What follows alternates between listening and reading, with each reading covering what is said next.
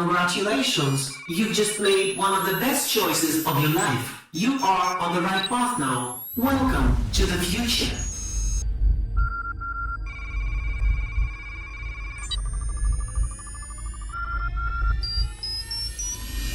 Welcome to the The future. world is in financial disarray. Currencies failing, economies in wild flux, jobs being lost. But what if you could build an entire... What's up mga ka-alien? Muli, ito na naman po ang iyong kaibigan, si Jersab, the Forex and Crypto Trader. Oh, musta mga ka-alien? Alam niyo mga ka-alien, medyo masaya na ba? Nagkaroon na ng ceasefire sa pagitan ng Iran at Amerika. Yun, no? Tapos yung market kahapon, yung umangat, tumaas, no? Sabi ko, ito na, simula na. Pero ang problem, biglang ito na naman ang Israel. Ha? Ang sabi dun sa ceasefire na sabi ng Iran, dapat daw hindi bombahin yung mga, syempre, yung mga kakampi niya, yung mga kaalay niya, yung Lebanon, di ba? Katatapos pala ng ceasefire, di ba? Binomba na naman ng, ewan ko nga. Nakakainis. Kasi ngayon, tiningnan ko mga ka-alien, yung oil, nang nagkaroon ng ceasefire, bumaba ang oil. Di ba? Bumaba, gumanda. Bagsakan ng oil. O, di, ibig sabihin nun, parang magiging normal na ng takbo. Pero, eto ngayon, na peki pala yung ceasefire na yan. Di ba? Ito, aangat ulit yung oil na yan. Ha? Yung US oil, TI, yung Brent. Di ba? Ang ganda na eh. Bumagsak na eh. Talaga.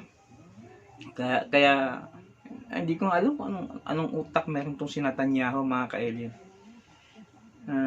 Sa bagay, yun talaga ang ano.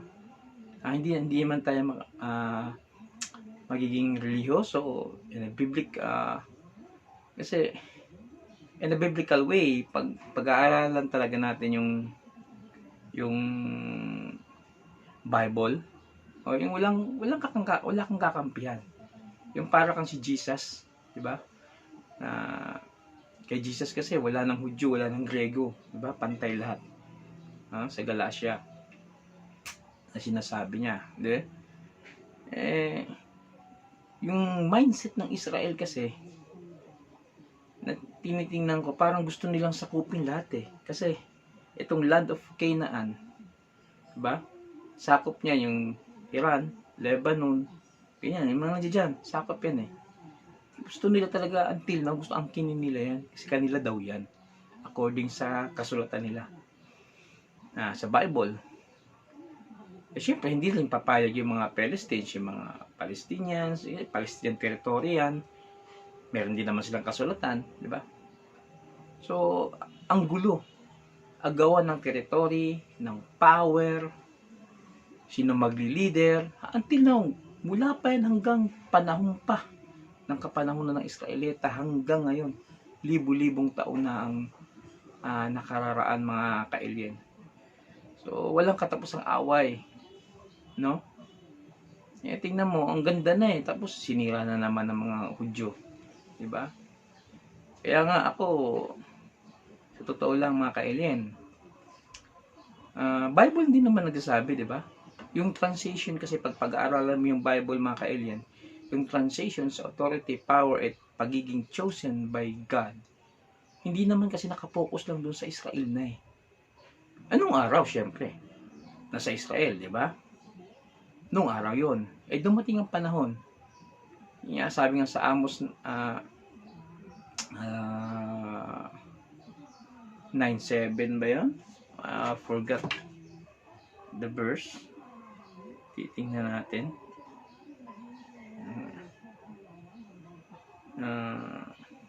Ito yun eh.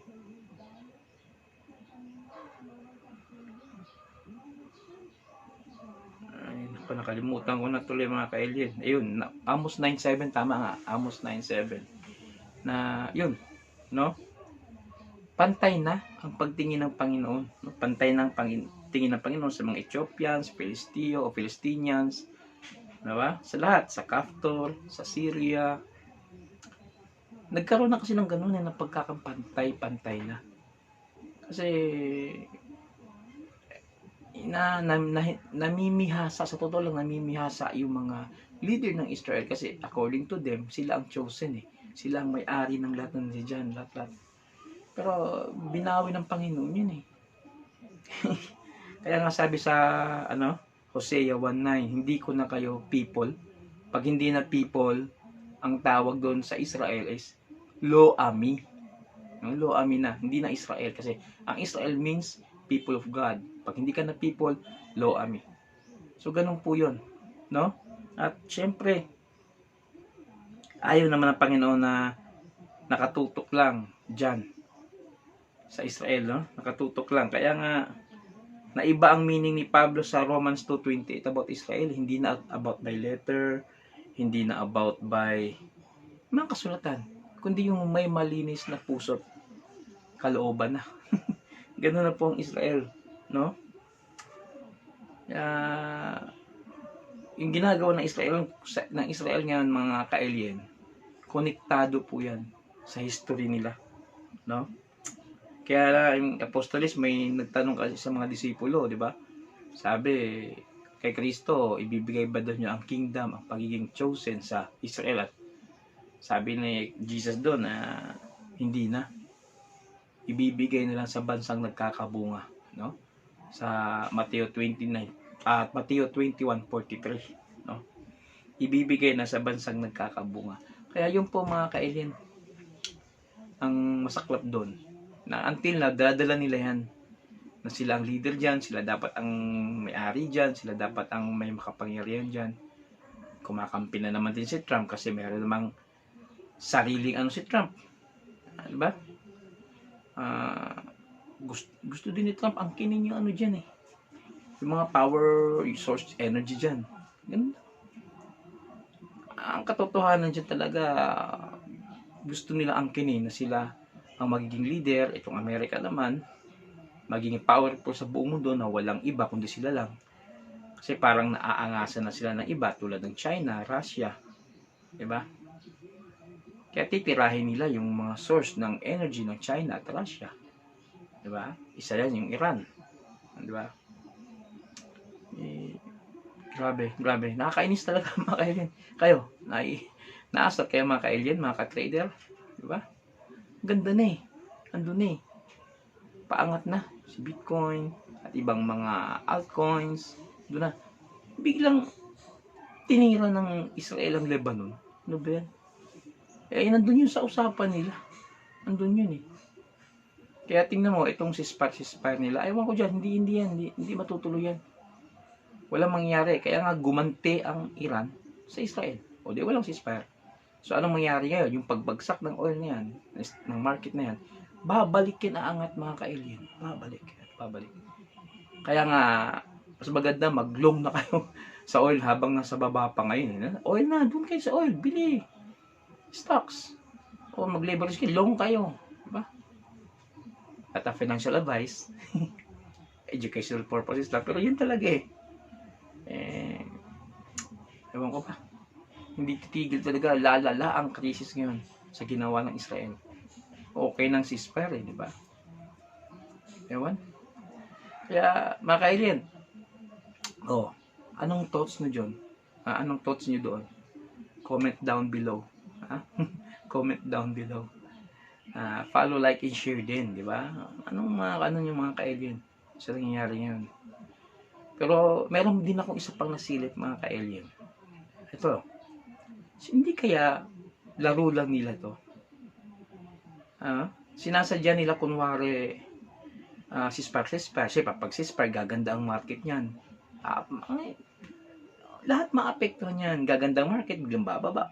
Bumaba kasi wala na, ceasefire na, bumaba. Yung pala, pagbaba niyan, hindi pa isi-ceasefire, sinabihan na naman agad ni Donald Trump ang anak niya. Baron, Eric, alam niyo nang gagawin niyo. Salok na kayo sa ilalim. Long na kayo. Diba?